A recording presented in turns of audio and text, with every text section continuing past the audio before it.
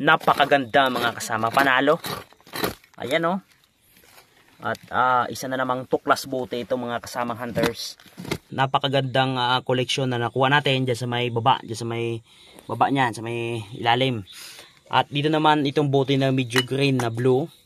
Dito natin nakuha sa may left side. Ito sa right side dito. At napakagandang mga treasure collection ng ating nakuha ngayon. Mga gamit nung during the Second World War dito. Mga kasama, yung tunnel natin, hanggang dyan lang talaga yan. Kung inyo makikita itong secret chamber na nabuksan natin o ang secret tunnel na untouched ay nandito lang. Ayan lang. Kung inyo makikita hanggang dyan lang. Ang target natin ay tanggalin yung mga lupang nakatambak na yan. Dahil tayo naniniwala mga kasamang hunters, madaming gamit na nakalagay dito yung may lupa na yan. At ang target natin isa pa ay hanapin ang secret na chamber dito dahil tayo naniniwala na baka meron pa ditong isang lagusan na tinatakpan lang ng mga lupa na yan. And mga kasama, kaya dito sa ating treasure operation medyo dahan-dahan lang tayo kapag may mga nasasagupa tayong gamit, no? Medyo ingat dahil hindi natin alam kung siyempre lahat ng treasure may trap. Hindi natin alam yung mga nilagay dito sa lupa na ito, dito sa tunnel na ito. Kaya kahit medyo mabagal mga kasama, at least safe tayo sa ating treasure operation. Tulad niyan, yung mga bakal na yan, yung mga nabubulok na yan. Kahit alam natin na bulok na yan, pero nag-iingat pa din tayo.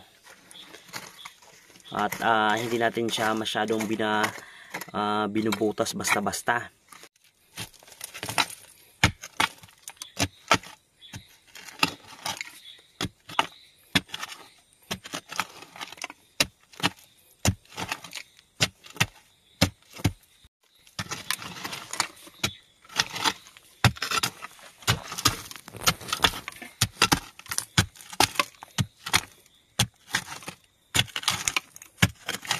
Mga kasamang hunters, ito na. Dahil sa dito, medyo sa may left side, itong kaliwang bahagi ng ating tunnel, medyo dinahandahan natin yung paghukay. Dahil nga sa napapansin natin yung mga kalawangin na bagay. Kaya ito, gumamit muna tayo ng pangkutkot. At sa kabutiang palad mga kasama, yan, kung inyong makikita dito sa may, medyo malapit sa sentro ng tunnel ito eh. May lumitaw na bote uli. Buti na lang hindi siya nabasag dahil kanina ginagamitan natin bareta. Mabuti habang kinukutkot natin yan, medyo yan nagkalat na yung kalawang.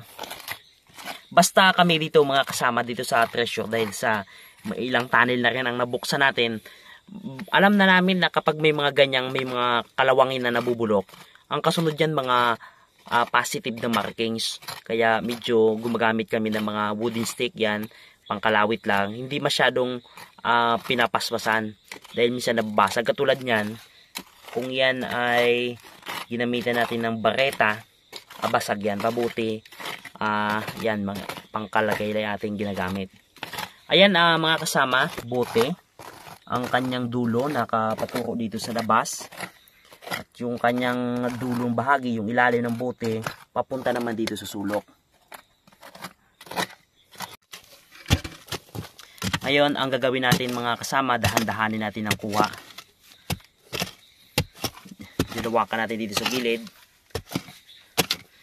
Kaya mga kasamang hunters, bagamat medyo mabagal yung ating usad, dahil nga medyo umuulan pa. Kasi kapag umuulan mga kasamang hunters, hindi kami masyado ditong naghukay dahil nga tunnel dito, wala namang itong timber at baka bumagsak. Kaya ang ginagawa natin kapag tag-ulan, tumitigil tayo. Pag tumila, yan, pressure na naman. Kahit gabi, ngayon ay dito tayo. Kasi gusto natin na kahit paano araw-araw makapaghukay tayo. Yan, may mga Japanese shell mga kasama. Kasi sa katagalan ng panahon nabulok na. Actually, yung Japanese shell, paboritong kainin daw ng mga Hapon. Pagkain talaga nila yan. Parang kuhol yan kung tawagin sa atin.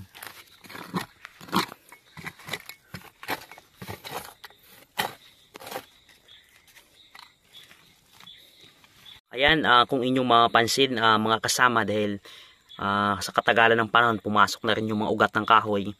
Ang ating bote pala na ito na mabuti na lang hindi nabasag. Kulay medyo blue na green. Medyo ano siya berde na asul. Pointing yung dulo palabas, yung base papunta sa loob. Napakaganda mga kasama, panalo. Ayan At isa na namang tuklas bote ito mga kasamang hunters. Napakagandang koleksyon. Actually, madami-dami na tayong nakolektang bote. At napakaganda na magkaroon tayo ng magandang koleksyon. Sa loob ng tunnel, mag-iingat kayo sa mga ganyang wiring. Ayan kailangan dobling ingat kayo dyan. Dobling ingat talaga. Yung mga nakarang tunnel natin, nakakuha pa tayo ng mga explosive. Talagang active pa. Mabuti na lang dito sa ating tunnel, hindi masyado. Bagamat may mga wiring, pag nakakita tayo, dobling ingat. Na medyo nalinis na natin mga kasamang hunters itong gilid. At napakaganda. Ngayon ang gagawin natin ay kunin na natin ito, pandagdag sa koleksyon na naman natin mga kasama. Dahan-dahan lang yan. Medyo ano pa yan, nakalagay, naipit siguro ng bato doon sa taas, sa dulo po mga kasama. Yan, sige, hatakin mo. Ayan, sige. Ayan. Naipit lang ng bato yan sa dulo. Ingatan mo lang, baka masyadong pabasag.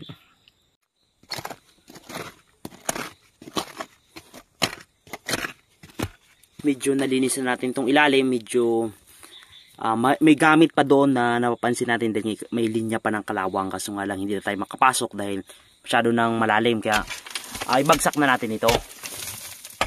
Ayan, ganun lang mga kasamang hunters. Dahan-dahan lang, step by step.